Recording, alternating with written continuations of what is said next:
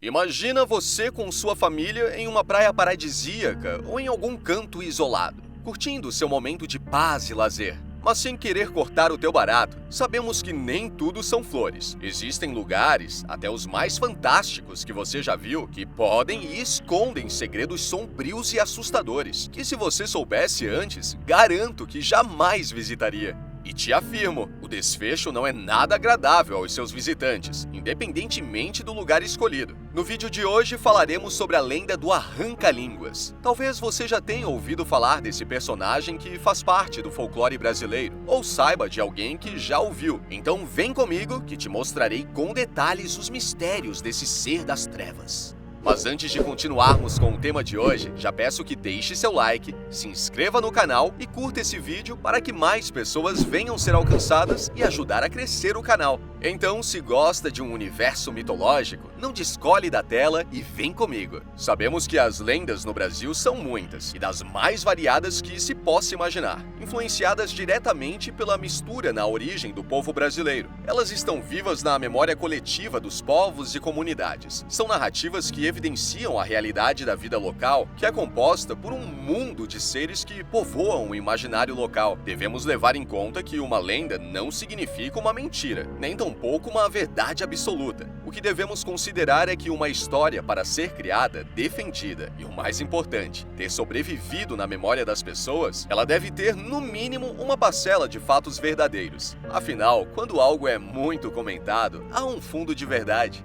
O ano era 2007. Estava na minha casa no interior de Goiás, morava só com meu cavalo Ventania. Éramos grandes amigos. Lembro daquela noite fria e nebulosa. Era julho, o frio e a fome já estavam insuportáveis. Como não tinha nada para jantar, saí à noite para caçar algum animal para me alimentar e dar ao meu cavalo. Pedi que ele não me acompanhasse, que iria ser breve a minha ida até a mata. E assim fiz. Fiquei por cerca de 1 hora caçando. Finalmente encontrei e fiquei tão animado. Naquela noite iríamos ter algo para comer. Assim que cheguei em casa, não avistei Ventania. Parece que ele havia sumido, ou tinha sido raptado, ou então não queria pensar o pior. Mas infelizmente aquela noite de alegre se tornou em luto. Dei uns passos adiante à minha casa e o encontrei caído, se debatendo no chão, agonizando e com a língua arrancada. Sem entender e sem poder fazer nada, o esperei dar seu último suspiro e o enterrei. Passados uns dias, só consegui pensar em uma hipótese. Foi a fera gigante peluda que o matou. Para sabermos a sua origem, voltaremos ao início onde tudo começou. Ao contrário de muitas outras lendas, essa parece ter ano certo de nascimento. Ela teria aparecido no ano de 1929, na região de Aruana, onde ficava o antigo porto fluvial do Araguaia. O Arranca-Línguas é uma criatura pertencente ao folclore da região centro-oeste brasileira, e sua lenda é bastante conhecida no estado de Goiás, principalmente entre as imediações do rio Araguaia. Ele também costuma ser chamado de King Kong, em comparação ao famoso macaco do cinema. Isso teve tanta repercussão que a imprensa goiana, mineira e carioca registrou o mito, divulgando os depoimentos desesperados dos fazendeiros. Sua aparência é de espantar qualquer um. O Arranca-Línguas é geralmente descrito como uma mistura de homem e gorila, medindo cerca de 2,5 metros de altura. Alguns relatos mais exagerados afirmam que ele possui cerca de 10 metros de altura. Possui uma voz fanhosa e cara chata. Ele usa algum disfarce? Como ele consegue atrair e enganar as suas vítimas? De acordo com o relato dos ribeirinhos do rio Araguaia, o Arranca-Línguas habita as encostas do rio, camuflando-se entre árvores cheias de folhas e galhos e grandes troncos caídos. Apesar de selvagem, essa criatura é capaz de bolar planos e, quando nota a presença de muitos viajantes em seu território, costuma se transformar em árvore ou tronco caído perto de bons locais para acampamentos e espera que o grupo acampe por ali, atacando-os no meio da noite, sem fazer qualquer barulho. Sua forma de agir não se dá em plena luz do dia. Ele gosta de agir durante a noite, onde tudo é silencioso e as chances de suas vítimas escaparem são bem raras.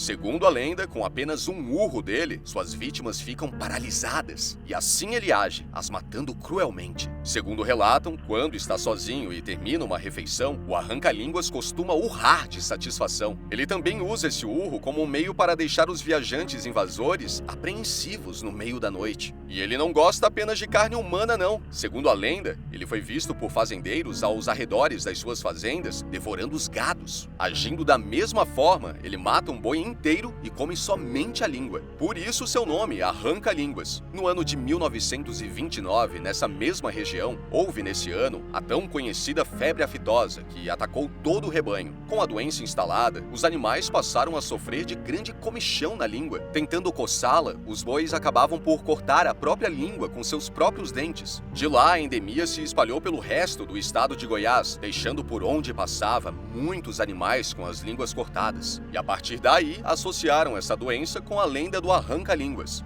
A endemia chegou até Caldas Novas, onde houve quem visse o arrancamento da língua acontecer por várias vezes e em vários lugares. Até que um dia, uma certa pessoa, algum vaqueiro, viu o vulto de um homem igual a um macaco, cabeludo, tipo gorila, braços compridos, mãos grandes e cara chata. A crendice popular, pela sugestão, criou fantasias e diálogos, onde o monstro, com a voz muito fanhosa, pedia que não o atirasse. Não me mate, vaqueiro, porque você virá arrancar língua em meu lugar. O vaqueiro teria perguntado: quem é você? E ele respondeu: sou a personificação do castigo. Quem pensa que se trata apenas de uma lenda, algo fantasioso de alguém à toa, se engana. A situação realmente ficou fora de controle dos visitantes e fazendeiros locais, tanto que chegaram até a pedir providências ao ministro da Agricultura. De acordo com a lenda e relatos, estes acontecimentos ficaram bem conhecidos na primeira metade do século XX. Este fato relatado em Goiânia para os pioneiros que ali se empenhavam nos serviços da edificação do palácio foi levado ao conhecimento do Dr. Joaquim Câmara Filho,